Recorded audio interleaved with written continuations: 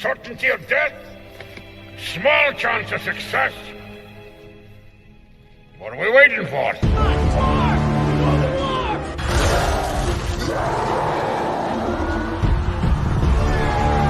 Fellas, I feel this is my lucky day. Brilliant.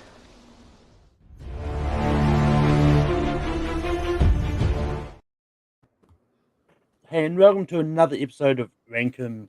Today's going to be a fun one. Today we're talking about top 12 Tom Hardy movies. Now, I mean, it's been a running joke that I've done for the past, but just to clarify, it is the actor Tom Hardy, not book adaptations for the author Thomas Hardy. He's actually credited as Thomas Hardy in his first movie. Well, interesting. No, he probably changes to Tom because of that. But anyway, got a great panel here. We've got Jacob Cameron. Jacob, how's it going? It's going great, Malcolm. Thank you so much for having me. I've been a fan of Tom Hardy's for a really long time now. Like, whenever he's in something, I automatically am like, I need to stop and watch that. So when you invited me for this, I was doing backflips. Also here we've got Steve. Steve, how's it going? I'm doing very well.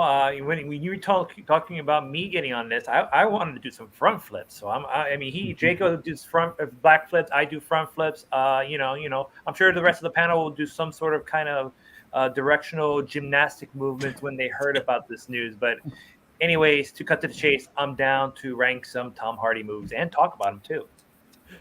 We've also got Wolf here. Wolf, are you doing some sort of front flip? Well, I neither have the flexibility to do a front flip nor a back flip, so I did like a barrel roll whenever you asked me to be out here, because I do really love Tom Hardy. There was actually a period of time, I think it was like in high school or something, or like late middle school, where there was a time that he was actually my favorite actor. But like over time, that I discovered more films, and then I ended up having more favorite actors of all time. But there was a period of time where he was my favorite actor of all time. He's excellent, and I always see everything he's in and try to support him in every way possible, because he just kills it every time. So. And last but not least, we've got Steven. Steven, how's it going? Yeah, it's going well. I have to admit, though, I haven't seen as many Tom Hardy movies as I thought I did, looking through his resume,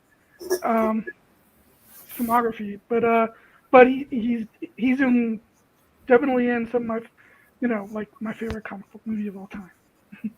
Yeah, and also Leo, 1993 Striking Distance does not count either.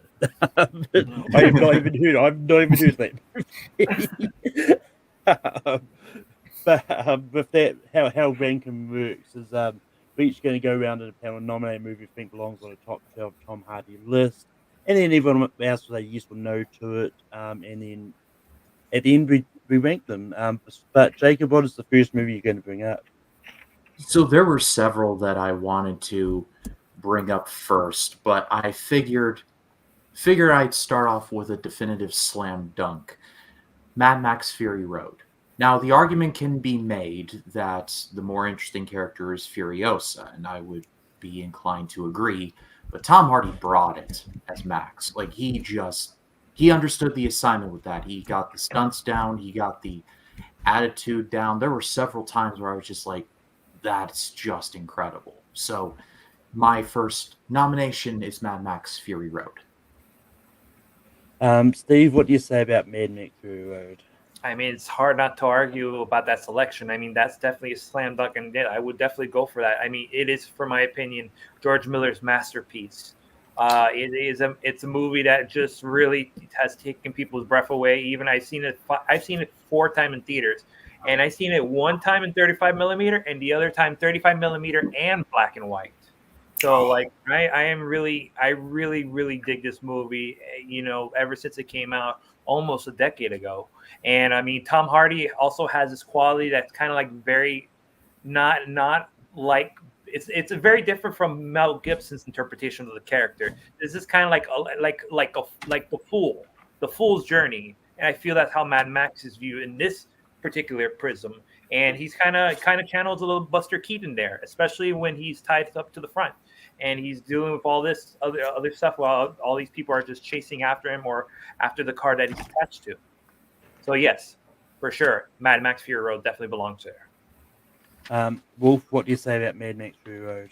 What a day. What a lovely day. Yes, I absolutely adore Mad Max Fury Road. It is not only George Miller's masterpiece, but it might honestly be the best action movie of the last 20 years. Like something like that. Like it is phenomenal in every sense of the word. And what they were just able to pull off with a lot of the stunts was incredible. And the way Tom Hardy acted and yes, Furiosa is the more memorable character. I loved also Furiosa, the new movie that came out too. But I will say that with Tom Hardy, he barely has any dialogue in the film. Like he has very little lines, but he just has to express everything with his emotions and people who say, I get in so many debates about this film. It's honestly maybe the film I debate the most out of every film I've ever debated in my life, because people, for whatever reason, they think it's just, there are some people out there who think it's just action schlock. And I usually have to like explain to them there's actually a lot of poignant and deep messaging interwoven within the action. It's almost like action poetry. And I have to like debate that for them because of just like, they're like, oh, well, it's just action over and over. And I'm like, but it's a lot deeper than that. It's a phenomenal movie. So Mad Max Fury Road for sure. Stephen, what do you say about Fury Road? I'm not as high on the movie as most in that I wouldn't call it a masterpiece, but I do think it's solid, even occasionally great. So it's definitely a yes. Those that know me know I'm also not as high on Fury Road. I think it's fine. It's one of those ones like I don't care about messaging, and to me it is just pure action. It's with not a lot of plot. But as far as Tom Hardy performances go, it's still going to be yes for me because I do think he's still good in the movie. So it's still going to make the list. But Steve, what do you say about what is the next movie you can bring? Well, Jacob brought up probably one of the shock collars of his filmography. So I'm going to bring out the little known gem of his filmography. There's a movie called The Drop, which is actually it features James Gandolfini's final screen performance. But it's not just about Gandolfini, even though this is the last movie. This is mostly about Tom Hardy. He plays a guy named Bob. He's a guy that helps run a bar with his cousin Marvin, who is played by Gandolfini. And then he finds a puppy who has been mistreated, and he adopts it and then falls in love with a woman played by Noomi Rapace. And then it turns out that the woman's boyfriend is a very bad guy, and he has to deal with a whole bunch of stuff, including the bar getting robbed. This is actually based on a short story called Animal Rescue by Dennis Lehane. If you don't know who Dennis Lehane is, he is the gentleman that wrote Mystic River and Gone Girl. So it's around the same vein that this movie is, except it deals with, it's a little more personal drama and less crime. But this has a very underrated Tom Hardy performance. I think his performance really is fully fleshed in like the last part of the movie, but he keeps it very understated, as Tom Hardy usually does. He doesn't go too over top with this role. But I'm going to nominate this. This was also directed by Michael R. Roskam, who directed a Belgian movie called Bullhead, which also features one of the actors who plays the dirtbag boyfriend, Matthias Schoenaerts. So I'm nominating The Drop. I'm just hoping that this gets on here and at least some of you've seen this movie. So. Wolf, what do you say about The Drop? Yeah, so I did see this movie a long time ago, back when Redbox was a thing, and people would go to Redbox kiosks and rent movies. I remember seeing this at a Redbox kiosk a long time ago, and I remember really enjoying it a lot. I thought this film was really well written, well crafted. I thought the performances were all incredible, and it was actually kind of like my introduction to James Gandolfini because I didn't see The Sopranos at that time, so I was like I saw that, and then I ended up seeing The Sopranos later on. But he was incredible in this, and then so was Tom Hardy, and Ann Dowd is even in there, and she's really good with what she does. So like everybody, yeah, it's all around a really good, underrated film. You're right; it's probably the most underappreciated of his whole career right now. So because of that, I will say yes to The Drop for sure. Stephen, what do you say about The Drop? Well, first of all, I think he got the wrong Gone movie. Dennis Lehane I believe, did Gone Baby Gone, not That's Gone right. Girl. Sorry. Yeah, that's what I meant. Gone baby gone. I mean, the gone girls, the gone babies, the baby was a girl, it is what it is, but that's what I meant. And I really wanted to see this for this. I watched one movie today for this, and I started watching another movie. And if I had been able to finish and had more time, The Drop would have been the next one after that. But unfortunately, I haven't seen it. Luckily, I did watch it for this. And yeah, I mean, it's one of those ones like I didn't know what to expect from it. Like I'd first heard about this back when we did the 2014 ladder series over on the Movie Hero Network. But I didn't get around to watching it for that. But I did watch it for this because randomly it's on Disney. It's on Disney Plus. It's a Fox movie, but yeah, The Drop is a lot of fun. And I think it's good. So it's going to get a yes for me. Jacob, what do you say about The Drop? It's been a minute since I've seen it, but I remember really liking it, so it's getting a yes from me. Rest in peace, James Gandolfini. So The Drop is going to make the list. Wolf, what is the first movie you're going to bring up? So, talking about underrated gems that nobody has ever seen, let's talk about the underrated masterpiece from Christopher Nolan called Inception. No, but no, it is one I wanted to nominate because it's up there with Fury Road as maybe my favorite Tom Hardy movie. Not my favorite Tom Hardy performance because he doesn't have a whole lot to do in this film. He's there, he's notable, but he's really good. But he's not like Leonardo DiCaprio in it. But the film I've seen, what's funny is when I first watched it, I was really sick with like the flu or something like that. And I remember hating it because I was just so sick and I like fell asleep in the middle of it. I was like, I can't do this. This just makes no sense, yada, yada. But then I rewatched it again like a couple years later, and I absolutely fell in love with it. It is my favorite Nolan film. I think it's truly Nolan's masterpiece. I think this is just the themes of like letting go, of loss, of just so many other deeper elements to the film is just really powerful and well done. The visual effects are jaw-dropping, out of this world. I got a chance recently to see it in theaters, and that was really cool because I never saw it in theaters, and it was just, yeah, overall a great film and a timeless classic and one of the truly best movies of all time. So I'm going to have Inception as my first pick because you mustn't be afraid to go a little bigger, darling. So that's why I'm picking Inception. Stephen, what do you say about Inception? Also, you muted if you're trying to speak. No, no, I muted myself. There's a lot of noise in the background, so that's why I muted myself. Inception is not my favorite Nolan movie. In fact, it's not my favorite Nolan movie with Tom Hardy. But I do love it, and so I will definitely still easily say yes. Yeah, Tom, Inception is great. It's not my favorite on there, but it's still a really good movie, and I think it's a lot of fun.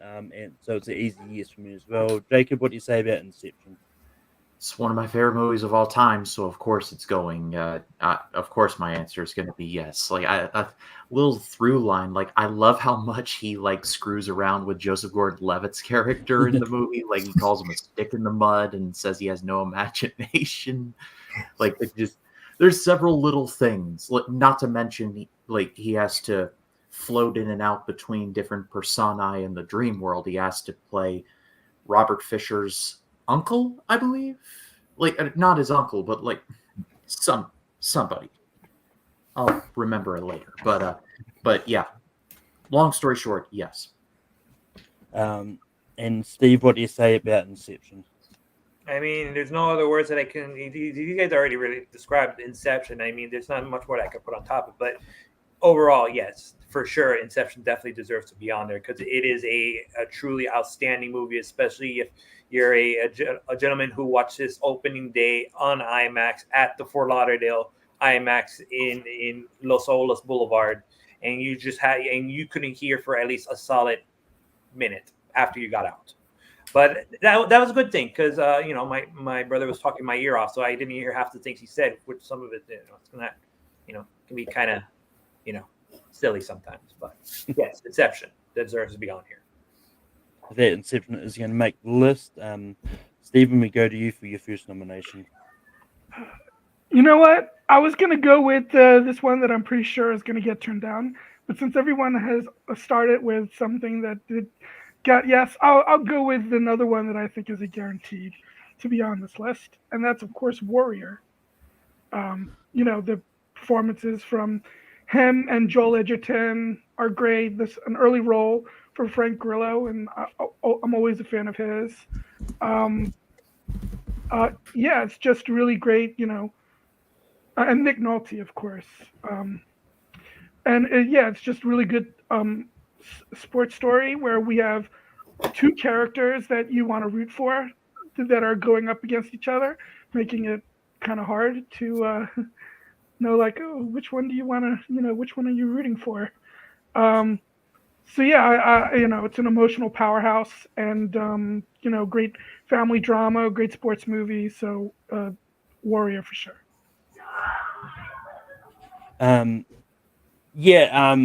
Warrior is great. Like, this is one that kind of surprised me by how much I actually really liked it. Like, but it's one of the I've watched a few times since I first saw it, and it's just grown on me, and it's just been in my top 100 movies of all time for a while now. So, and it's probably not going to leave. Honestly, I like it, so it's an easy yes for me. Jacob, what do you say about Warrior? This is another slam dunk yes for me. The scene on the beach, it just gives me goosebumps every single time.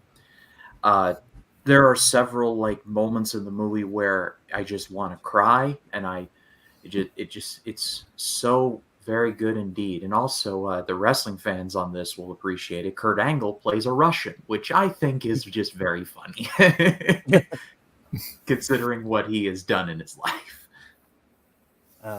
Steve, what do you say about Warrior?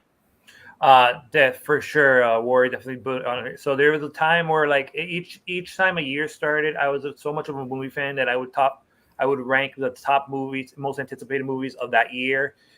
This movie whatsoever, I had no expectations. My standards were lower. This was not even in my top 10 of anticipated movies of the year.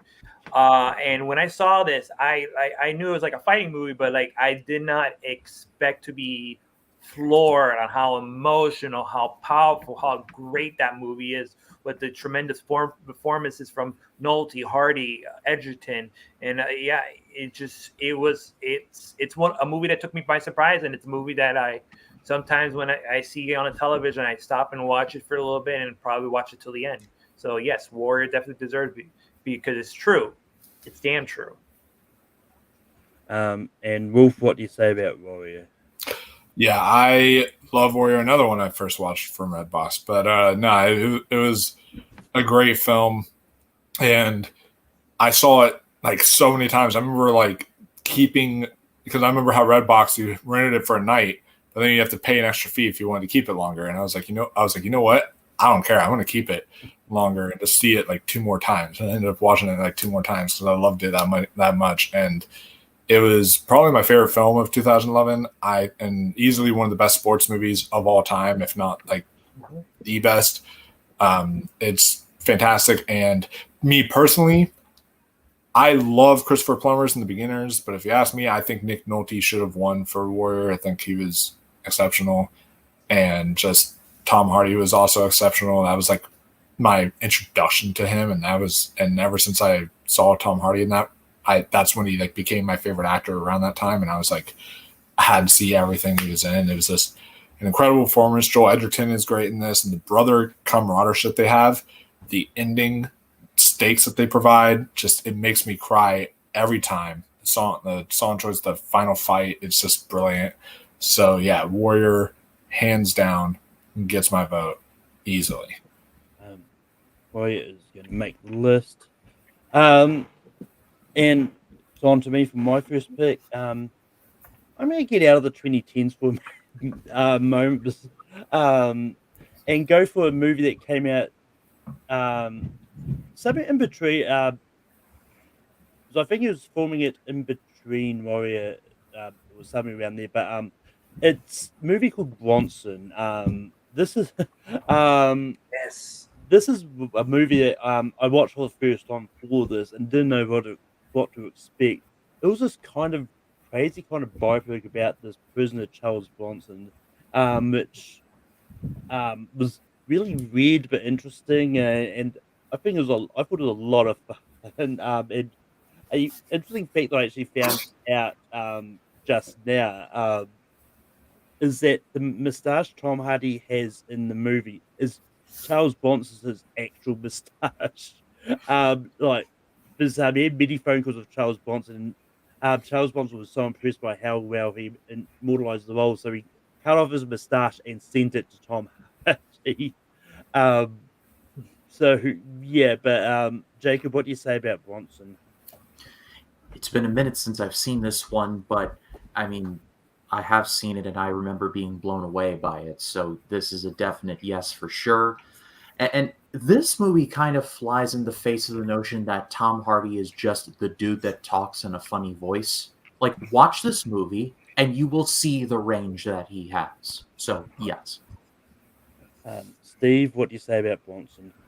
This is the movie that first introduced me to Tom Hardy. I mean, we'll talk about another movie that came in '08 for probably my next selection, but this was the first movie I've ever heard about Tom Hardy. This was at the time where like I believe this came out around Sundance that year, and if people were raving about it, and I'm like, that definitely put it on my radar. And by the time it came out on DVDs when I saw it.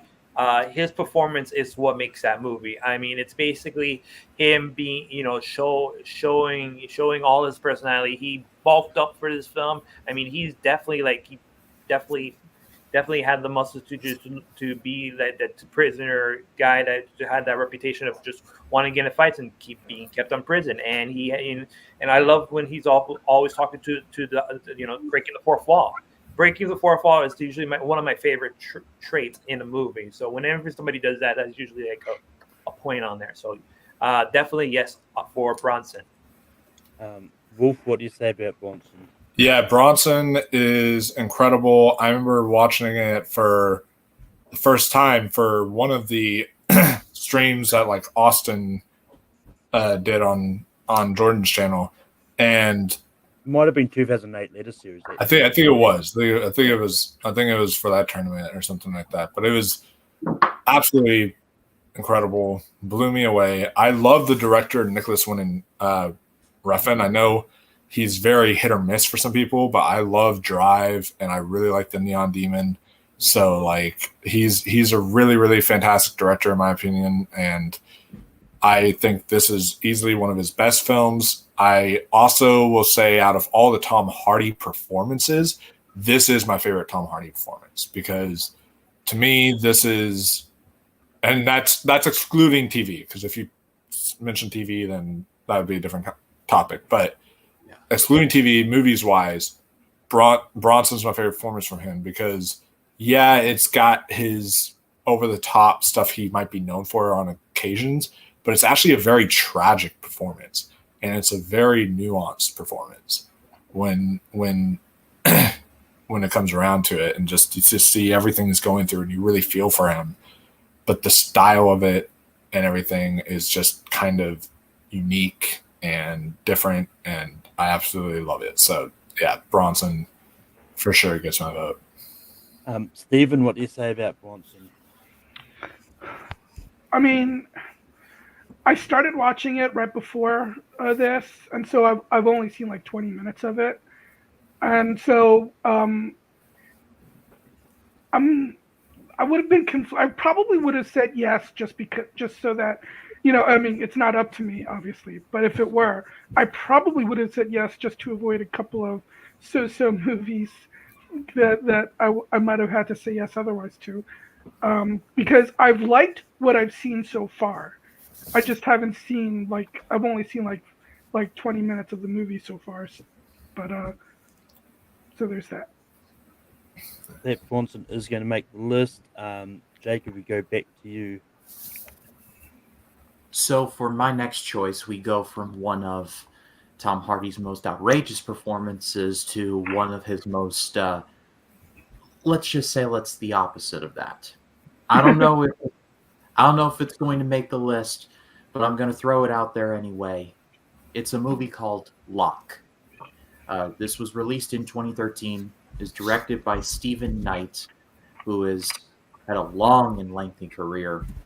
It really is about 80-ish minutes of Tom Hardy's character in a car and his life slowly falling apart. Like, things are revealed, which I will not spoil, but basically it's a single location movie. Tom Hardy is driving home from just having the worst day ever. The acting is very subtle, but just the tragedy of it all is really something else. And fun fact, it stars a pre-MCU Spider-Man, Tom Holland, as his son, which is a very fun fact. But Locke is my nomination. Steve, what do you say about Locke? So I'm going to say this: I am not the biggest Locke fan. This movie actually falls outside my 12, but knowing that I feel like this definitely deserves to be on here. I'm going to say yes because I'm definitely agreeing with what Jacob said. This it's a really great performance. It's not, again, not my favorite performance from Tom Hardy, but it's definitely a great performance. And it's just him in the car, just dealing with all this shit that's coming at him after having such a shitty day. It's like a piece of shit rolling down the hill, and it gets bigger and bigger and bigger and bigger as he's just driving, as he just keeps driving. And it also has from All of Us Strangers, Andrew Scott and Olivia Colman in the movie as well. I mean, obviously they're just voices on the phone, but they're prominently featured in that movie as well, besides Tom Holland. So, but I'm definitely going to give Locke a yes. Wolf, what do you say about Locke? Yeah, it's an absolute lock for me because I really do enjoy this film a lot. And I mean, actually, it's a toss-up between this and Bronson for like my favorite Hardy performance because yeah, Locke is just literally him in the car the entire time. And when I heard about that, I was like, okay, well, how could this be a movie? Like, what are you going to do with this? Like, how can this work? But there's so much tension in it. You really are like invested throughout this whole car ride that's happening. And it's done through a series of phone calls. And I feel like ever since this movie came out, I feel like other movies have tried to like kind of almost copy it. I feel like there's other premises that are like sort of similar now. And it's certainly underrated, and I think just phenomenal cast, phenomenal performance from Tom Hardy. I think it's brilliant. So I would definitely and also one of the most underrated A24 films too, because it is an A24 film, and it's not really talked about enough in the A24 echelons of films. So yeah, definitely Locke is one I would pick. Stephen, what do you say about Locke? This is the one that I just watched today for the first time. Um, yeah, I mean a whole movie that just takes place in a car ride. Um, it is definitely better than it has any right to be for that simple premise. But I mean, I I will admit the 10-15 minutes I was getting a little restless and thinking, oh, I mean, I don't think this movie is for me, but it does get better as it goes along. Still, I'm gonna say it's not really a movie that I'll have much interest in rewatching, but it's good. So I will say it's still good. So I'll say it. Yeah, Lock is one of those ones that that I didn't know what to expect when I watched it. Was the premise of someone in a car the whole like movie is one of those ones that doesn't sound that interesting, but they made it feel really interesting. It was a lot really good, so it would have been useful for me, and I'm just waiting for the sequel stop and the third part of the trilogy, Two Smoking Barrels. Uh, but Steve, what is the next movie you're going to bring out? Excuse me. Yeah, so I'm going to bring out another movie that came out in 2008. It has a Tom Hardy performance. It's not one of his well-known, but I enjoyed the film itself. I watched it a couple times since it got released. I would like to talk about Rock and Rolla, Guy Ritchie's movie. It's an ensemble piece that's led by Gerard Butler. Also has Tom Wilkinson. It also has a lot of other people that has Toby Kibble. If you know who Toby Kibble is, he's the gentleman who played Doom in the Fantastic Four movie. Less said about that, the better. And he played Koba in the Dawn of the Planet of the Apes. That's more like yeah, there you go. And this movie, it also has Jeremy Piven, Ludacris. This movie is stacked on the Sandy Newton's also in it as well. So this movie is a really stacked movie. It's funny as hell. Especially when it comes to having Gerard Butler and his goons trying to lead this heist that just keeps getting worse and worse for them. Tom Hardy plays a gentleman by the name of Handsome Bob, who happens to be gay, and he has has some affections for Gerard Butler's character. But there's a good scene in it that's really funny. That's between Butler and Hardy that I just love. But I'm going to nominate Rock and Rolla.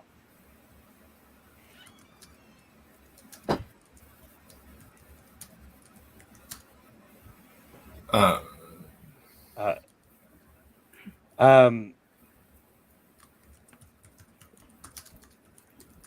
so I cut out a little bit. What movie did you talk about? Rock and Roll. Rock and Roll. Wolf.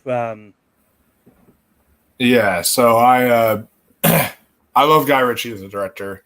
Think he's great. Snatch, The Gentleman, even his recent The Covenant, all of his other stuff. Like, that man, does he have a life? Because that dude like comes out with a new movie every single year. Like, I'm almost like, or maybe even two. I'm like, bro, do you even have a life? Like, why are you like making so many films? Like, they're not bad, but I'm just saying, like, it's like, bro, take a little bit of a breather. I have actually though not seen Rock and Rolla. That's one of my blind spots from Guy Ritchie. So I definitely, now that Steve has mentioned it and got it really hyped up for me, I definitely am gonna see this one ASAP. Maybe even see it tonight. Like, yeah, I it's definitely high up on my radar now. But yeah.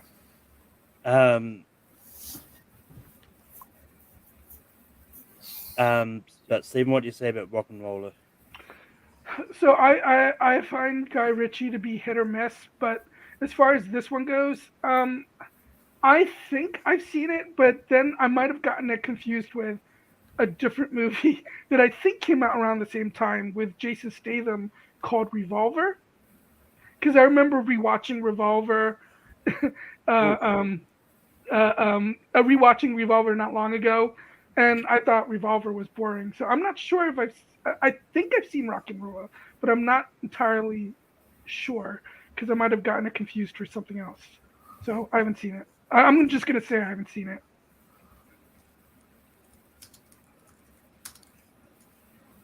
I also haven't seen Rock and Roller. It's been one of the meant to get to, but it was streaming somewhere once, but then it's must have since come off. Uh, but Jacob, what do you say about Rock and Roller? I'm a fan of Guy Ritchie myself, and to be perfectly honest, I have not seen this one. Like when Mesa was reading off the cast list, I was like, that's like an ASAC question. Which movie starred Gerard Butler, Ludacris, and Jeremy Piven? Um, but with that, it sounds like Rock and Roll's not going to make the list. We're going to Doesn't look like it, unfortunately. No. There we're going to go to Wolf. So for my next pick, I'm debating between two, but I know that possibly if it's the one that Steven Shepard was referring to, I don't want to mention it and then take it away from him if he was going to mention it. But I think I'll still go with that one. I think I'll go with one of the most underrated Nolan films because people do really diss on this movie, and I have no idea why. And to me, it is The Dark Knight Rises. I think this film is masterful. I think it's really excellent. I think Tom Hardy's performance is great. Funny story with this movie. So I actually dressed up as like Bane for the movie, and it was like a midnight showing back when they did midnight showings, and I remember dressing up as Bane. I had another friend dressed up as Batman, another friend dressed up as Robin. We all went to the theater together and saw it, and our showtime was already full. So we were all like, okay, this like all there is like the front row. So let's go like find another row. And so we went over into another theater, and this one girl who was like really pretty walks up to us. It was like saying, "Hey, y'all can come sit by us," and all that stuff. And we were like, "Oh, okay, sure." They didn't say their seats were in the very front row. So either way, we did not get good seats for this opening night, but we did really enjoy the film a lot and thought that this was excellent and a very emotional, poignant send-off for the character, for Christian Bale.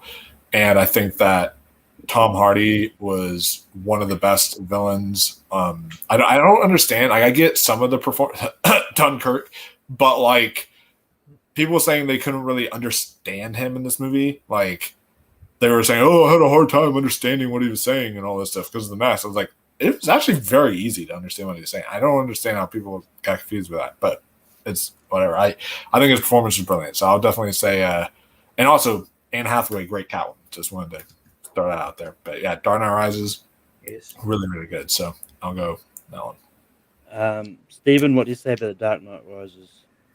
Yeah, I know people will say The Dark Knight is the best comic book movie of all time, but I actually love this one more. And it's not only my favorite comic book movie of all time, it's in my top, probably like at least my top 15. I love it that much, and I watched it a couple times when it was in theaters, but since streaming, it's something I'll watch over and over again. And it just gets better every time I watch it. And a great final chapter to that trilogy. And yeah, I definitely agree. It's probably it's my favorite Nolan movie, and it's super underrated. Yeah, I mean, it's one of those ones like I know a lot of people are critical of Dark Knight Rises and don't think it's a good ending to the trilogy. I think it is. I think it's great. Like, it's not my favorite of the Nolan's Batman movies. My favorite is Batman Begins. Funny enough, but Dark Knight Rises is great. And yeah, and Tom Hardy is great as the villain. And it's definitely a yes for me as well. Jacob, what do you say about The Dark Knight Rises? This is another slam dunk yes for me. I've always loved The Dark Knight Rises. One of my favorite scenes in the movie is the first battle between Batman and Bane in the cave, where like that whole scene is done like on location with zero cuts. There are cuts, but everything is done in camera. It's such a beautiful scene. So yeah, easy yes from me. And Steve, what do you say about the Dark Knight Rises?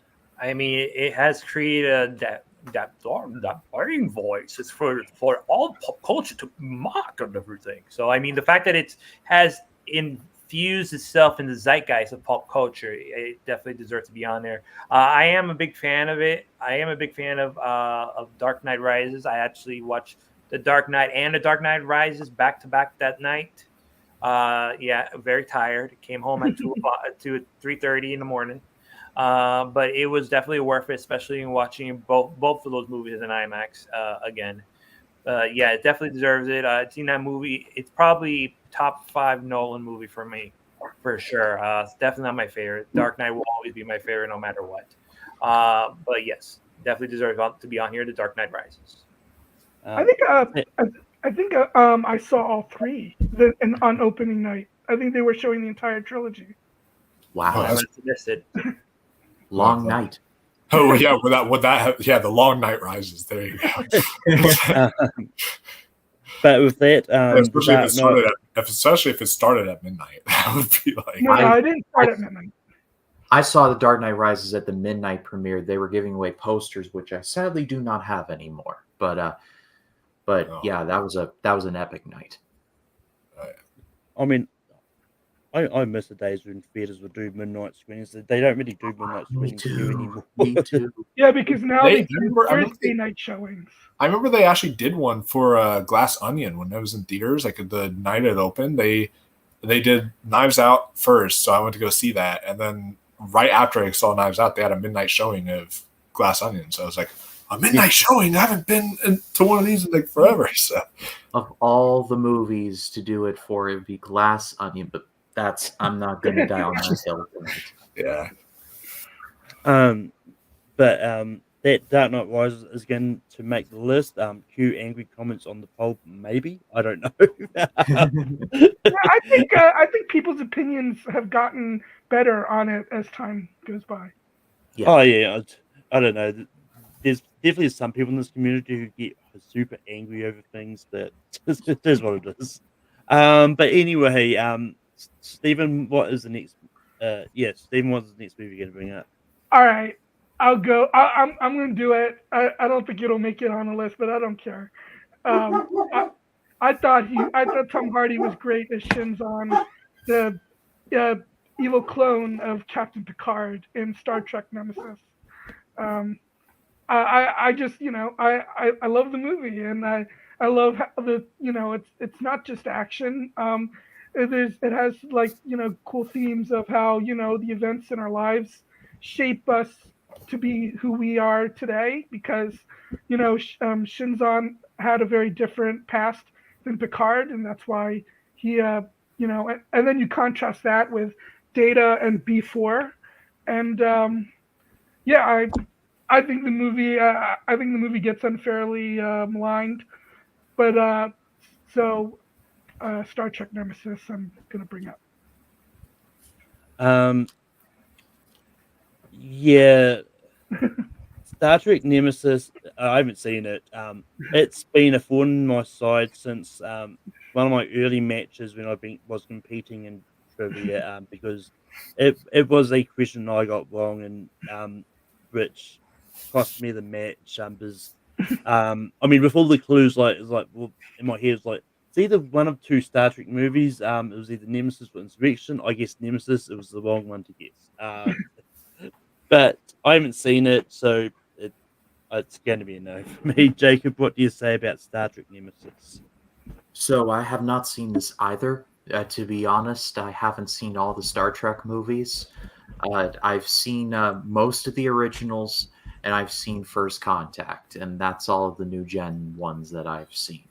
And everyone reliably tells me it's pretty bad, that being Nemesis. I'm willing to have my mind changed, but at the moment, I haven't seen it. Steve, what do you say about Star Trek Nemesis? All right, so to be fair, I've seen 18 Tom Hardy movies or 18 movies that have Tom Hardy in it. Unfortunately, Steven, this has hit out of 18, this has hit number 17. So I'm gonna have to say no. I've only Star Trek Nemesis. When I saw it in theaters, I was severely disappointed. And that disappointment has not left me, nor have I had the goal to revisit the movie. I just left it at disappointment and just hoping not to revisit it ever again unless I have to do some sort of match for it. So I'm going to say no, politely, no. And Wolf, what would you have said about Star Trek Nemesis? So I also have not seen Star Trek Nemesis, but from what everyone's saying, it sounds like if I would have seen it, it would have become my nemesis. So I think I'm good on not watching it for a little while. But I'm glad that Steven really enjoys it, and I'm glad that it's always good whenever there's other people who enjoy films that other people don't like. It's always fun. So I'm glad he enjoys it. But yeah, I've not seen this one. But yeah, so for my next pick, I'm going to take a similar route and take a punt on something. This is a movie that I'm not like it's still pretty low on my it's still pretty relatively low on my list. But it's one where he's the main character in it. And I know a lot of people shit on these movies, but I think Tom Hardy is great as Venom. And yeah, and it's, the movies themselves not that good, but they're watchable, and that's mostly because of Tom Hardy's portrayal of Venom and Eddie Brock. I think he's having a lot of fun in it. I think he's good in the role. I'm actually sort of low key excited for the third one because the trailer actually looked pretty decent. Yeah, so I'm gonna try this, see what happens. But Jacob, what do you say about Venom? So I remember when this movie came out, and everyone was saying like this is like worst of all time, and I was just sitting there like, yeah, not in a universe where Spawn exists. That is the worst. Spawn's not that bad. Yeah, it's worse than you think, and I will die on that hill. Like Spawn's better than Steel with Shaq. I'll say that. Yeah, for sure. It's better than that Josh Brolin movie. Jonah Hex. Oh yeah, that was a guilty pleasure for me. But I guess what I am going for is that I didn't hate Venom as much as nearly everybody else. I even got a little bit of a kick out of Let There Be Carnage. I mean, these are not great movies or anything, but they were different. I enjoyed them. So, you know what? I'm feeling generous in this moment, so I'm going to go yes. Steve, what do you say about Venom? I'm feeling very, very generous, and I'm going to say yes to Venom because it brought back one of my favorite aspects of the 90s, the late 90s, early 2000s, and that was the popular artist doing the soundtrack, music title song. You had Wild Wild West, you had Men in Black. Now you have Eminem doing Venom and throwing really, and it's a very awesome song in terms of the way that he you know how I'm veering away from the movie and more on the song now on this one, but the fact that it has such a kick-ass song, it's where my vote lays. But I mean, Tom Hardy's really good, especially in his the dual personalities of having Eddie doing the voices for Venom and doing Eddie Brock. I even enjoyed Michelle Williams in it too. I enjoyed Riz Ahmed in it too. I even enjoyed the little bit that was there for Woody Harrelson. So I'm going to say yes. Wolf, what do you say about Venom? Oh my gosh! So I love all y'all on this panel, but I do not like the Venom movies. I am one of those people who I agree, not the worst thing of all time. I do think that was taking things out of proportions, but they're not good. They're really not good movies. And like when I sit down with them and try to watch them, I'm like, his performance is entertaining and his performance is fun. Yes, I will give you all that. But there's some weird scenes, like the scene where his wife is in the symbiote and like kisses him or whatever. Like that's like very weird. And there's some like the scene where he's like attacking the fish in the fish tank and everything. Just feels so forced and like kind of out of place and everything. Like there's some very weird elements to this movie that just don't work for me. And I'm not a fan of this one. I'm even more not a fan of Let There Be Carnage, just because I'm a huge Carnage fan, like a huge Carnage fan from the comics. And I was like, wish they did a lot better with him. But I am intrigued into seeing Venom: The Last Dance because it does look darker than the other two, so for sure. So I'll be curious to see it because of that. Because Venom is a dark character, and they made him kind of goofy in this. So I don't know. I wasn't huge on these movies, and so for me, it's going to be a no. Stephen, what do you say about Venom? The best thing about the first one, I haven't seen the second one because to be honest, I find I won't say that this movie is awful, but it is very mediocre. But the best thing about this is the interaction between Eddie and Venom.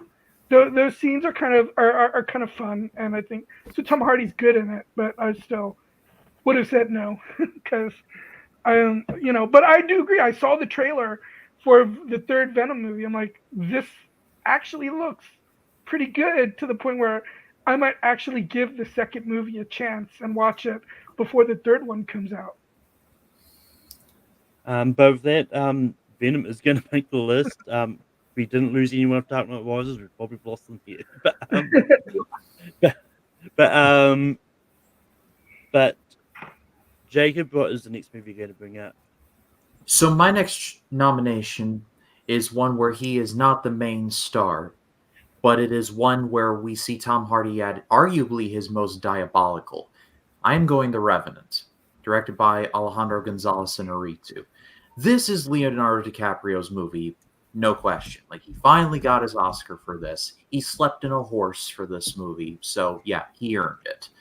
But man, Tom Hardy's just evil incarnate in this movie. And it's evil in the sense that it's not like supernatural or anything of that sort. It's like arguably a pretty practical evil if you think of it in a sick lens, I guess. But what he does in the movie is genuinely like, you are like a horrible human being. So in that way, the mission was accomplished. So my nomination is The Revenant.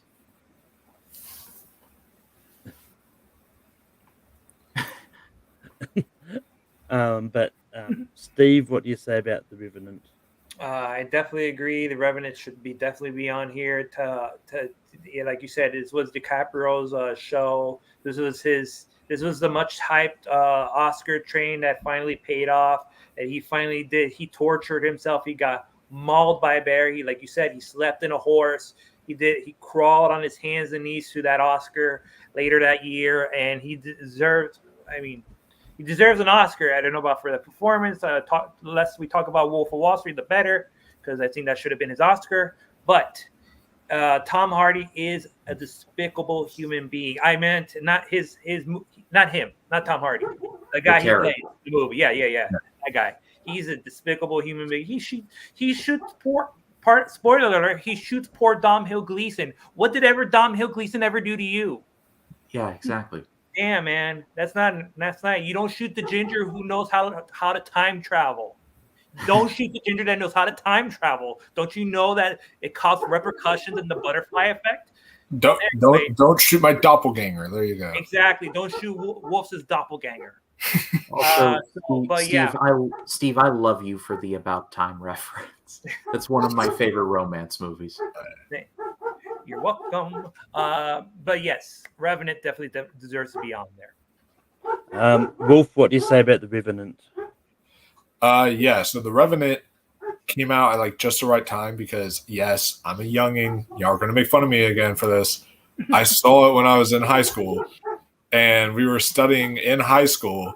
I saw it when I was in high school too. So hey, see, so I'm not the only youngin' here. So, but I remember we were actually studying Hugh Glass in high school when I was going to go see this movie. So like I knew some of the history of what happened and all that kind of stuff because we were learning about it in history class. And yeah, I believe if I remember correctly, Tom Hardy was still at least nominated for this movie. I think for supporting actor, and he absolutely deserved it because he was he was diabolical. He just completely killed it as the villain. Like you hated him. But like, of course, it's Leonardo DiCaprio's film, but like, it's so well directed by Alejandro Iñárritu. The cinematography, with the natural lighting and everything, the CGI on the bear looked incredible. Just everything about this film. It's a very visceral bear attack too that happens, like very visceral. So, but yeah, it is fantastic, and I think it's not my favorite Iñárritu film. It's like probably my like second so far that I've seen of his. Birdman's still my favorite, but I do really love The Revenant a lot, and so I'll say yes, hands down for this one. Stephen, what do you say about The Revenant?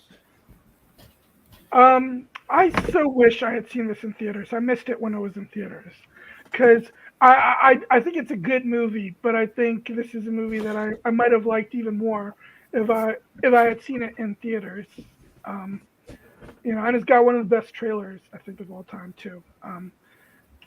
So I'm not as high on it, but like I said, that might be because I unfortunately missed it when it was playing in theaters. I think it would have been more. I would have been more into it if I'd seen it that way. But it's still a good movie, so I'll still say yes. Yeah, I'm not a big fan of The Revenant at all. I think it's fine, but it's just ultimately it's one that I'm not in a hurry to go back and revisit. I just thought it was largely boring, honestly. I would have said no, but it's going to make the list anyway. But Wolf, what is the next movie you're going to bring out? Steve. I'm next. Yeah. Steve, what is the next movie you're going to bring out? I'm going to bring up another movie that's more than likely you probably guys didn't see, but I'm going to shoot for it anyways. I'm going to go with Tinker Tailor Soldier Spy. This is a Cold War era movie, and it's basically about a MI6 agent that comes out of semi-retirement to figure out what kind of conspiracy is going on after one of their agents, Tom Hardy, Ricky Tarr, is gone missing in action. This has a tremendous performance from Gary Oldman. This has a good performance from this is like, you know how so this is like basically Gary Oldman's way to the Oscars before he won it for The Darkest Hour. This was his comeback trail, but like Tom Hardy delivers a really great performance as the missing spy. You also have Colin Firth, John Hurt, Toby Jones, Mark Strong, Benedict Cumberbatch, and Ciarán Hinds. Ciarán Hinds being the gentleman who played the grandfather in Belfast, if you don't know. But this is it's a little long. It's over 2 hours, but not 2.5, like 2 hours and some change.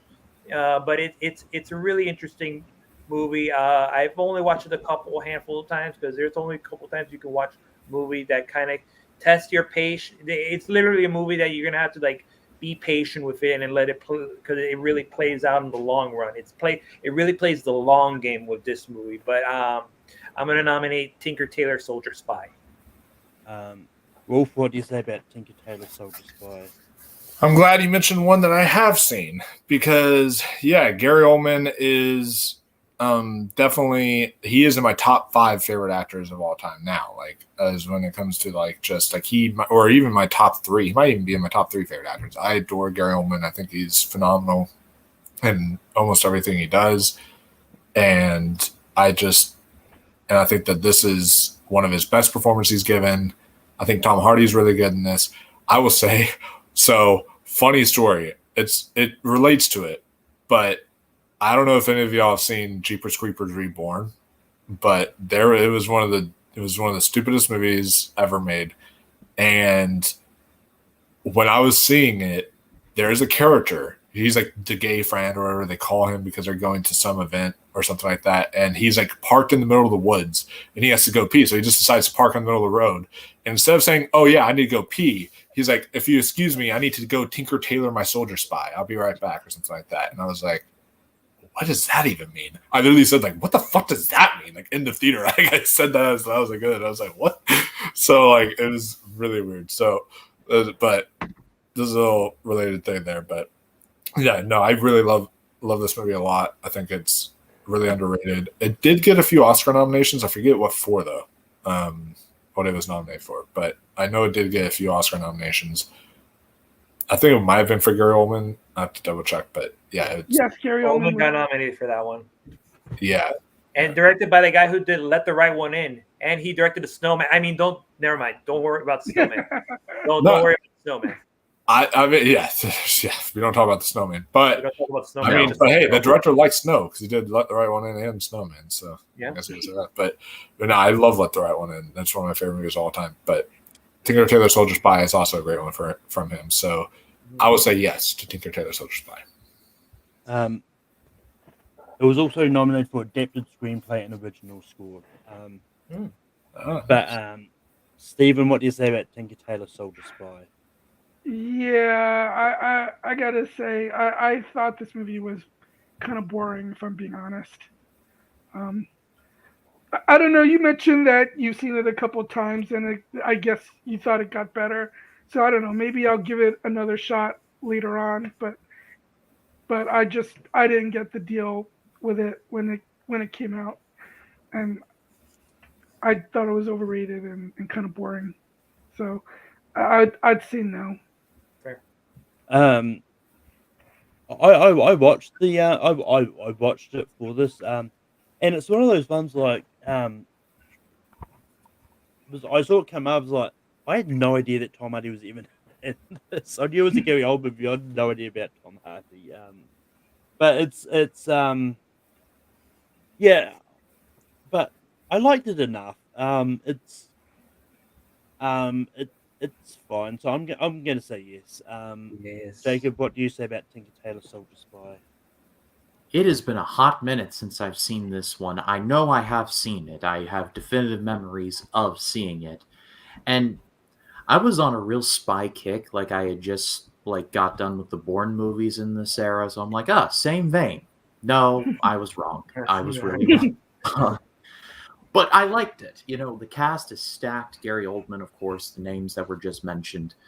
So, this is more of the cerebral kind of spy movie, like the stuff that goes on in the shadows with far less explosions. So, but I really thought it was compelling. So this gets a yes from me. Yeah. That Tinker Tailor Soldier Spy is going to make the list. And very quickly before we go over to Wolf, the BAFTAs really loved the movie because it got nominated for Best Film, Outstanding British Film, Best Actor in Leading Role, Best Director, Best Adapted Screenplay, Original Music, Cinematography, Editing, Production Design, Costume Design, Sound, and Outstanding British Contribution to Cinema for John Hurt. Did it win anything? It got Outstanding British Film, Adapted Screenplay, and the John Hurt got the Outstanding British Contribution to Cinema Award. Oh, interesting. Yeah, anytime they deal with a British film, you know it's going to get like whoa, British is all British. Tons of everything.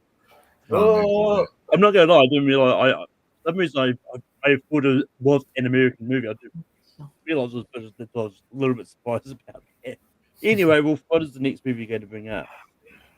Oh, okay. So it's a toss-up between two of them again, but I think I'm going to try and see.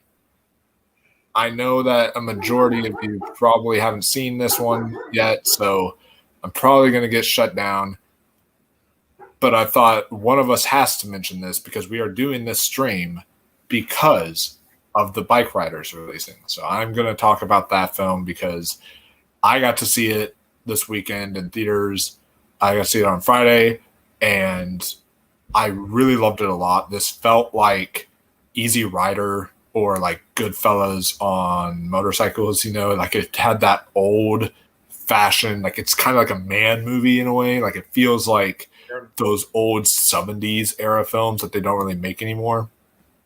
And so I really thought it was brilliantly written. I thought the script was fantastic. I thought Jodie Comer was excellent. She stole the show, but second best performance was Tom Hardy in it, who I thought was, when I saw the trailers, I will admit I kind of laughed because he was talking like this the whole time in the trailers. But like, it's funny because he has a voice like that, but he's actually a badass in the movie. Like he's straight up like really cool, but he has that like super squeaky voice in the film, so it makes it kind of funny. But he also has a lot of nuance and layers to his performance I thought was excellent. Jeff Nichols is such an underrated director. Honestly, he is the most underrated director working in Hollywood right now. He's the man who did like Take Shelter, Midnight Special, Mud, like a ton of excellent films. And they're like almost never talked about. So this one hopefully will be talked about because it made like $10 million at the box office, which is really good for a film like this. So I think that hopefully this gets some good word of mouth and more people would go see this film because it definitely deserves all the recognition. So I'm going to try to get the Bike Riders on this list. Stephen, what do you say about the Bike Riders? It was good. I liked it a lot, and it's made my top 12 for him as well.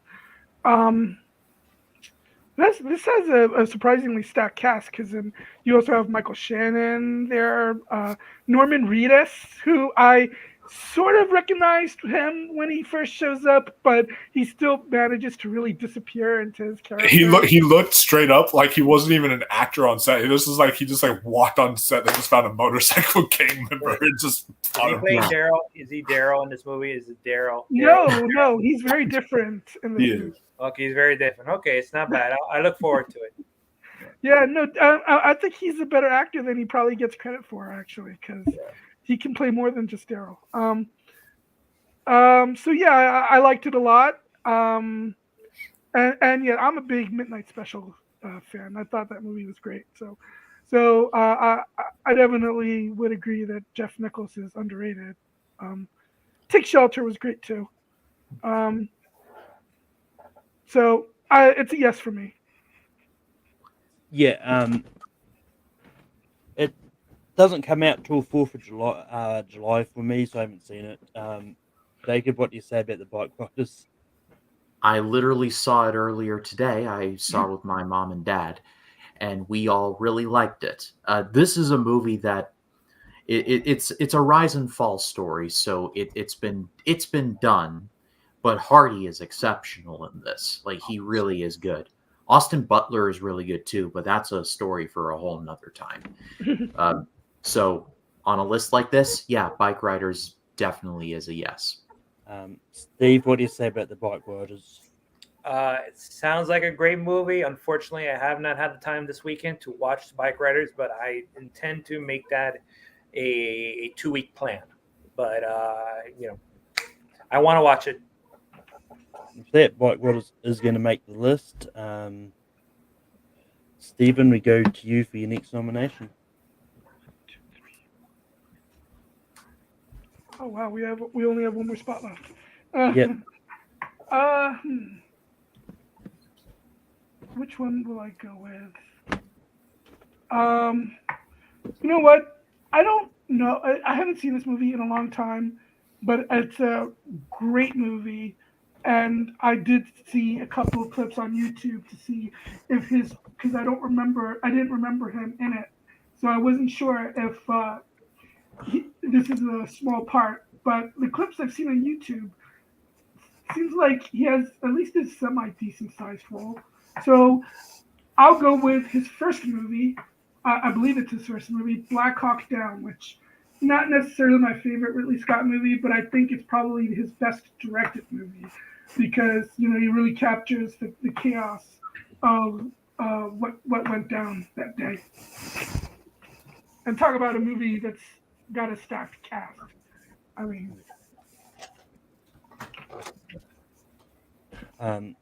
But yeah, this is also an early Orlando Bloom movie as well. So I imagine he would. I think he would have filmed. I think he filmed it before he started working on Lord of the Rings. yeah, it came But out around the same time, I believe. yeah, yeah. I mean, it was limited release in 2001, but wide release in '02. But yeah, I saw it for the first time for this. And yeah, I like the movie. It's one of those ones like I really don't remember Tom Hardy in it. Like even seeing the movie, I don't remember. So just for that, and, um, I'm going to give it a slight no. But um, Jacob, what do you say about Black Hawk Down? This is another one that has been a hot minute since I have seen, but and I need to watch it again because I just recently been like, you know what? Yeah, Black Hawk Down was a thing. I should watch that again. Uh, but I do remember really liking it, so I'm gonna go yes. Steve, what do you say about Black Hawk Down? I mean, I'm gonna say yes for Black Hawk Down. This was a movie that really was.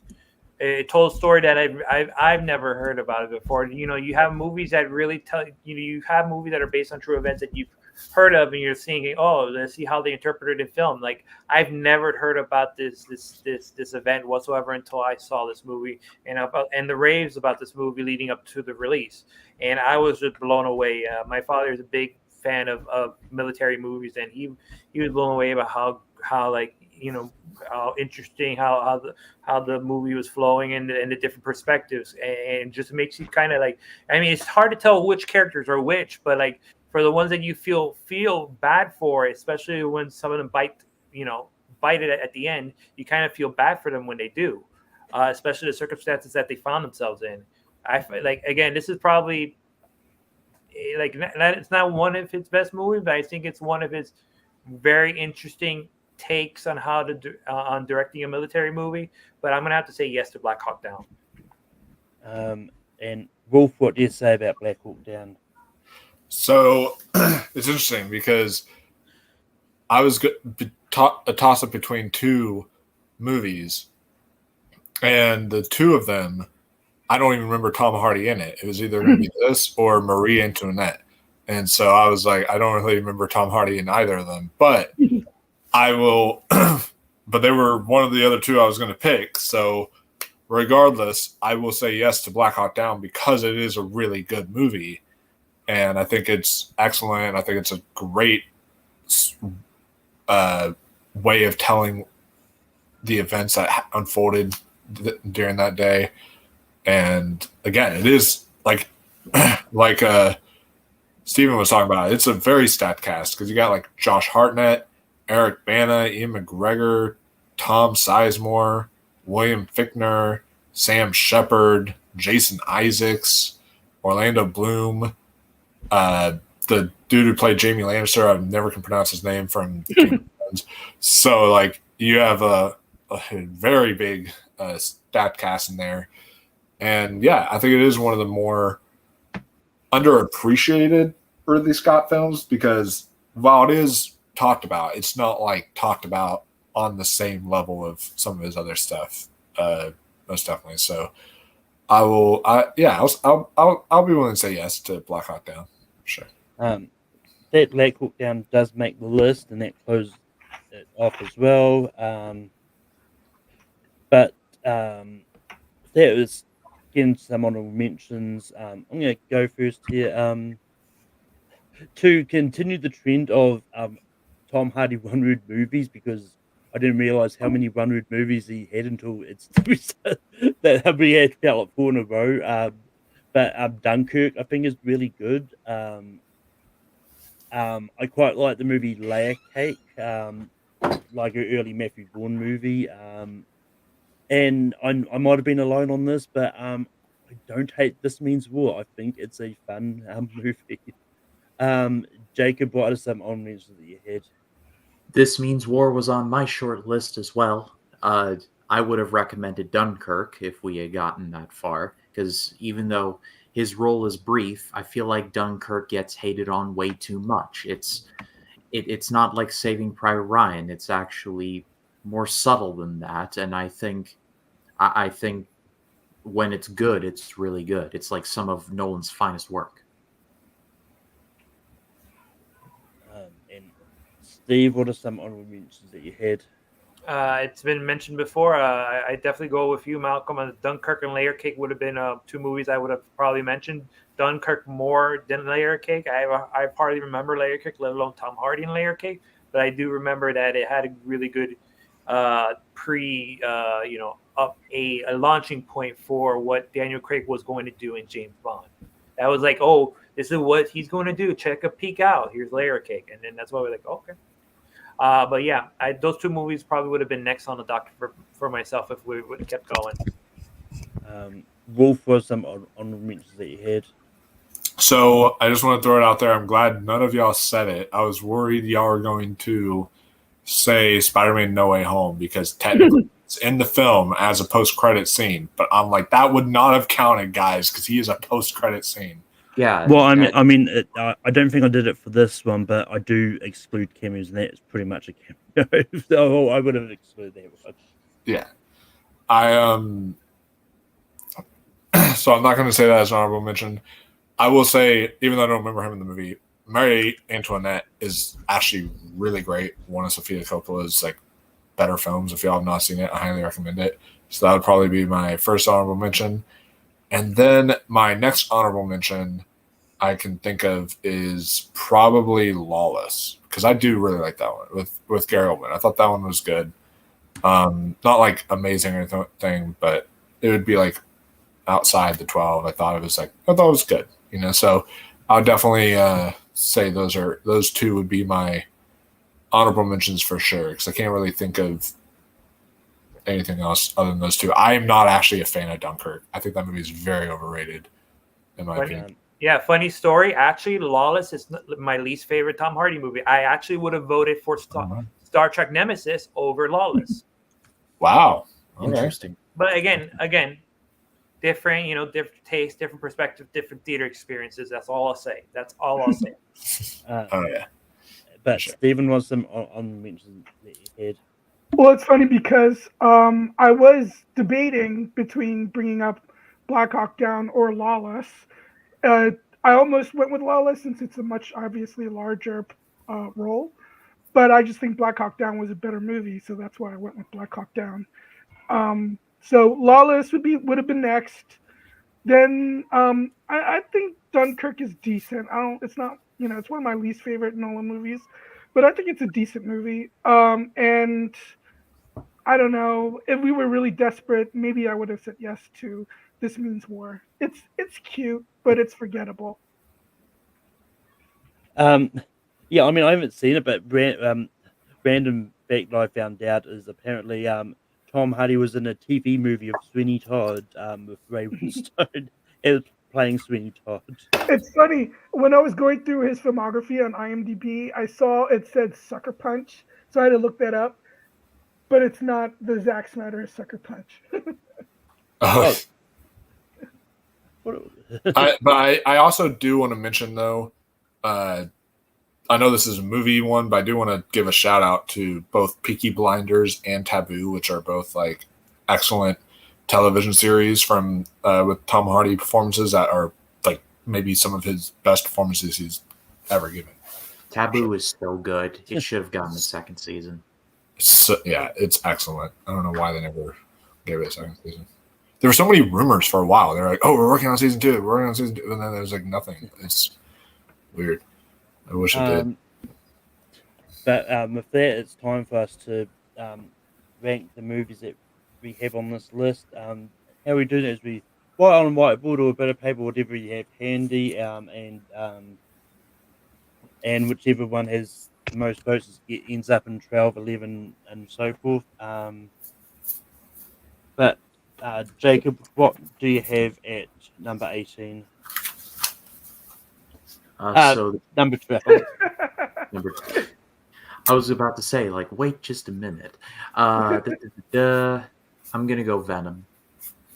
Steve, what do you have for 12? Venom. Wolf, what do you have for 12? I've also Venom. Stephen, what do you have for 12? Also Venom. Yeah, I like Venom a little bit more than the Revenant, but Venom is going to be at 12.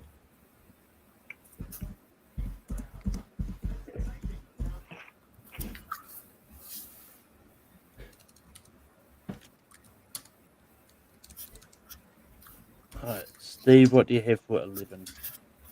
I'm gonna say Lock. Wolf, what do you have for 11? So just because, again, I don't really remember him in the movie that much, Black Hawk Down. Stephen? I thought it was boring, so I went with Tinker Tailor Soldier Spy. The Revenant. Jacob, what do you have for 11? For 11, Black Hawk Down.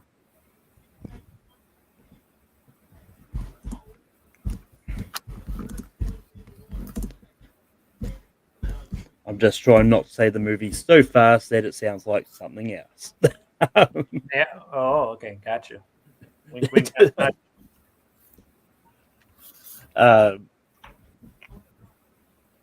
Yeah, I don't want the stream demonetized. But Wolf, what do you have for 10? For number 10, I will say also Tinker Tailor Soldier Spy. Really good movie, but I'll say it's Stephen? I don't have it written down, but yeah, Tinker Tailor Soldier Spy. I'm sticking with the Revenant. Jacob? Tinker Tailor. And Steve? Lock.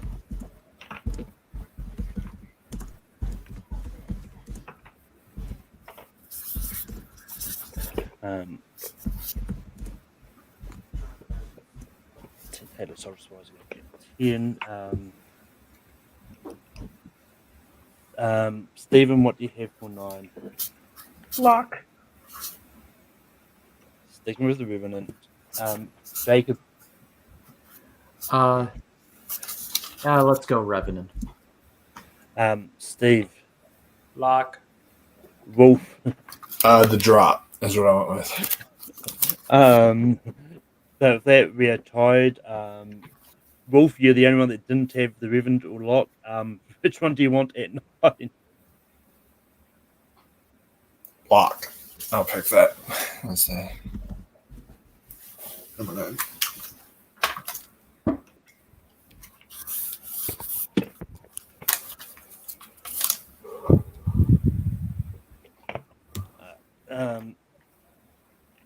I'm sticking with the Revenant. Jacob, what do you have for 8?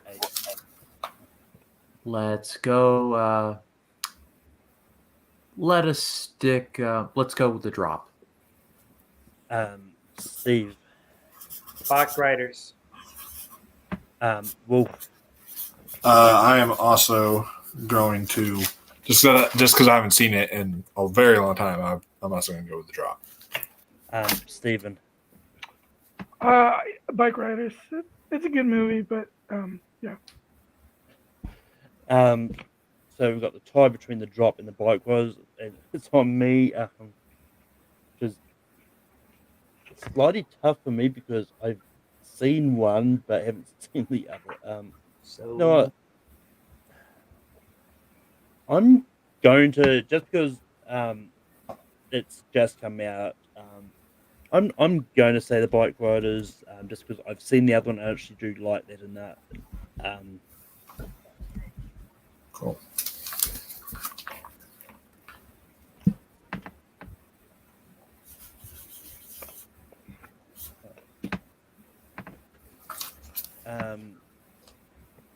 Jacob, what do you have for 7? The Drop. Steve, what do you have for 7? The Drop.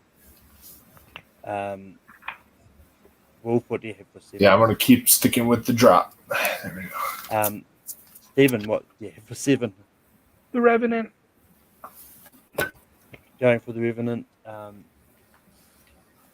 Jacob, what did you say again? I said the drop. Okay, so it's going to be the drop.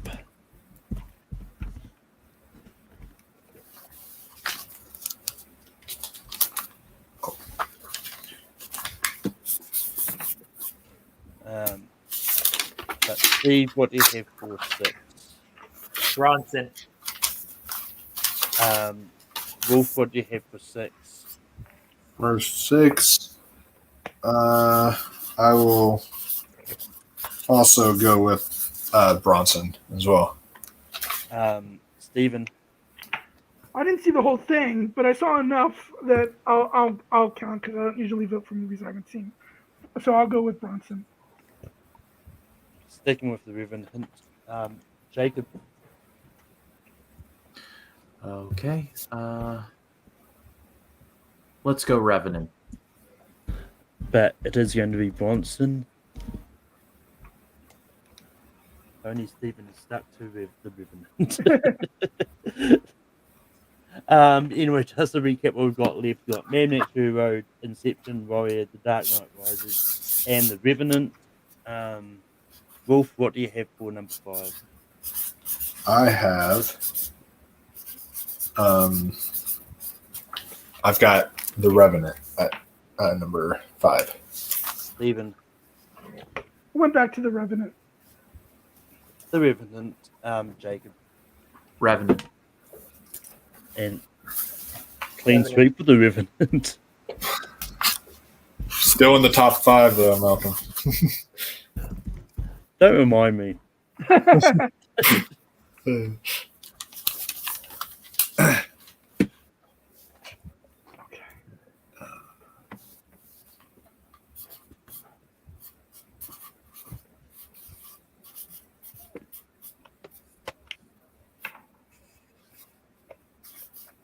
Alright.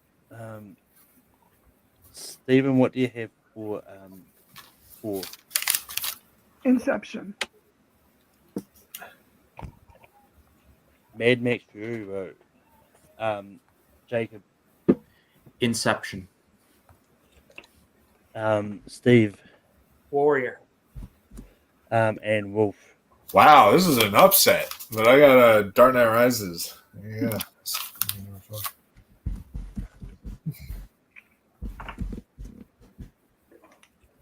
But Inception is going to be at 4. Okay, so You know, as soon as I saw the votes for Inception, like I was praying someone was going to have the same one as someone else. This ends up in a tie.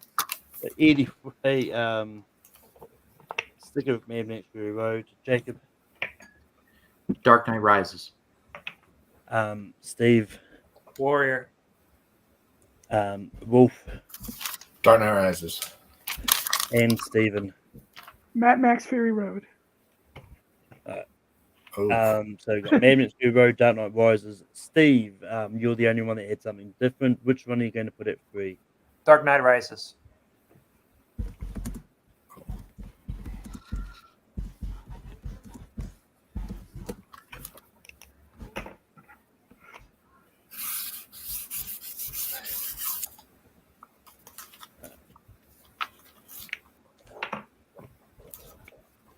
I'm not going to lie, but I'm also not too upset about it, but I'm surprised that Dark Knight Rises ended up this high.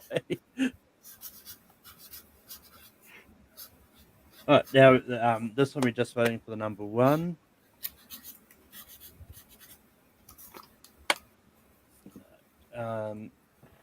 Jacob, what do you have for number 1? Warrior. Steve, what do you have for number 1? Mad Max Fury Road. Wolf, what do you have for number 1? Mad Max Fury Road. Stephen, what do you have for number 1? Warrior. Warrior. Yes. Oh, wow. Okay. I'm happy for her, but that ain't no Fury Road. But I am happy for her. Definitely. That's right, Warrior is better.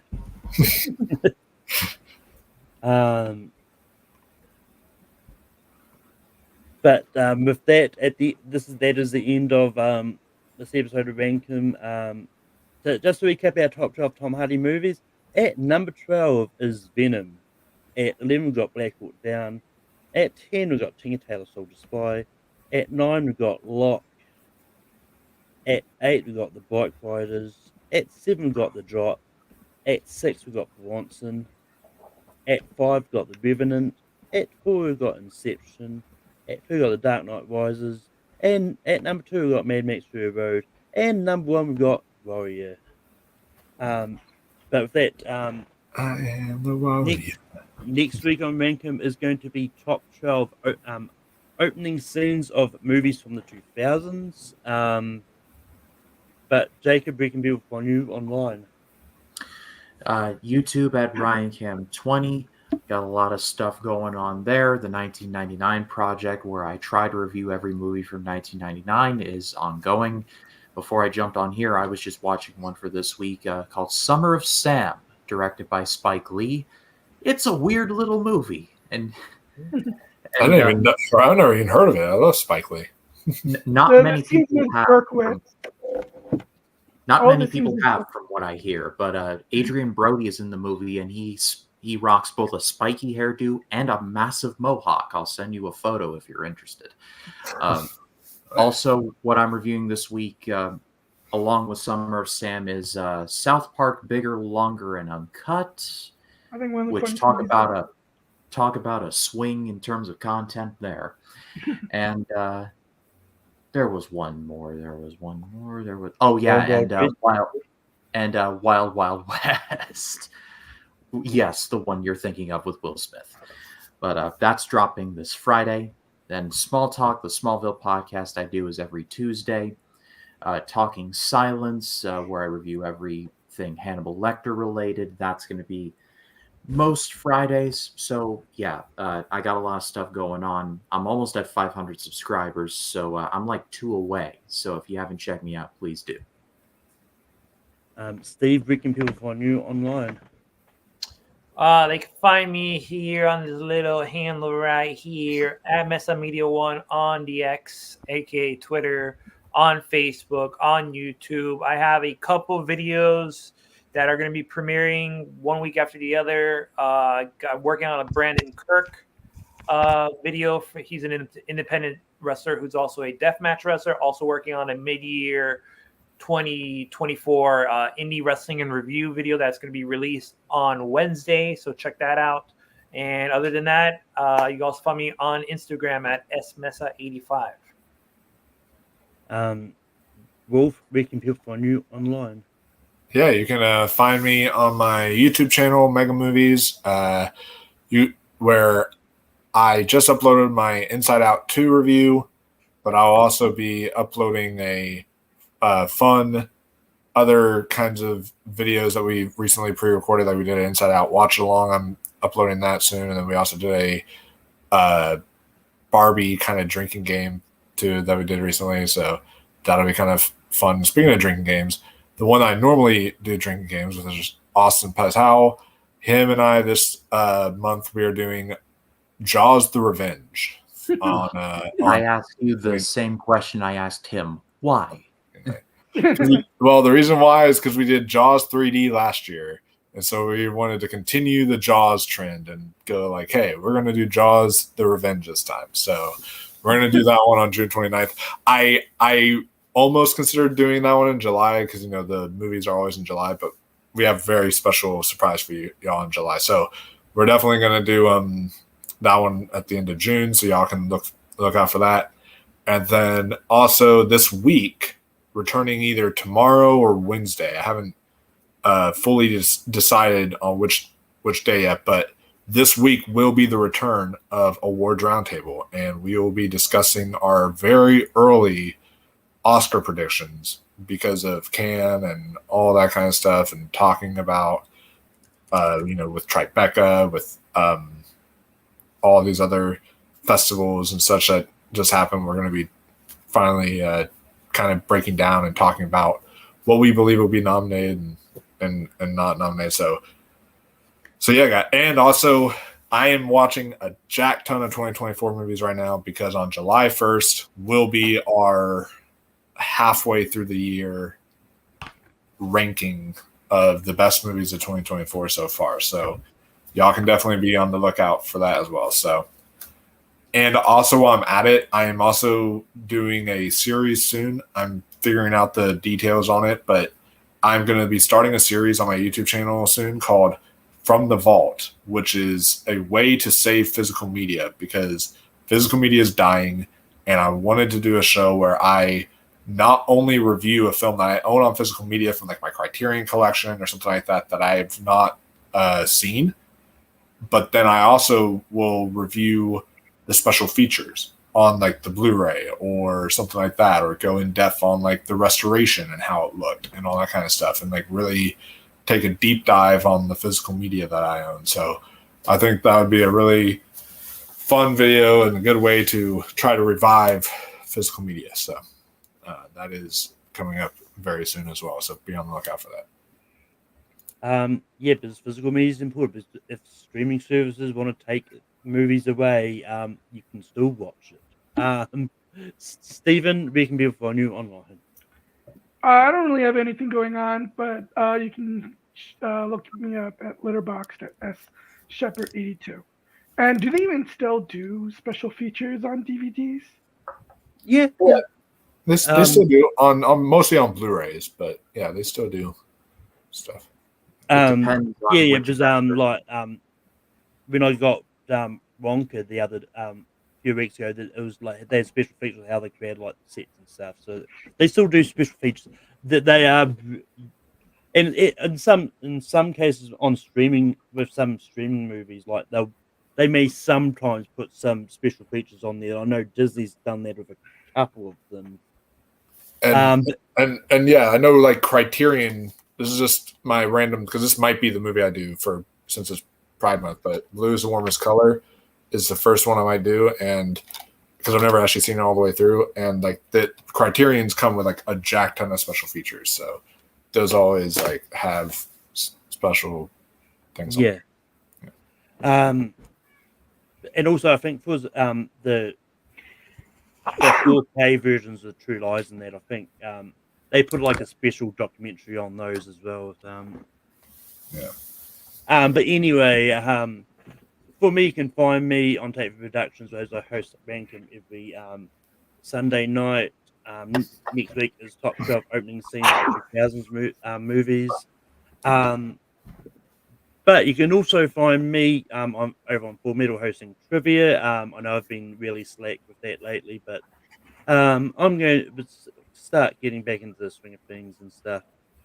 But starting tomorrow on my own personal channel, Middle Earth Media, I am starting my own show in which it's basically the same kind of theme to real movies that you see in the movie hero network, but wrestling themes. I'm going to spin a wheel of every WWE, WCW, ECW pay-per-view, and then watch it, and I'll get a guest on and then talk about it.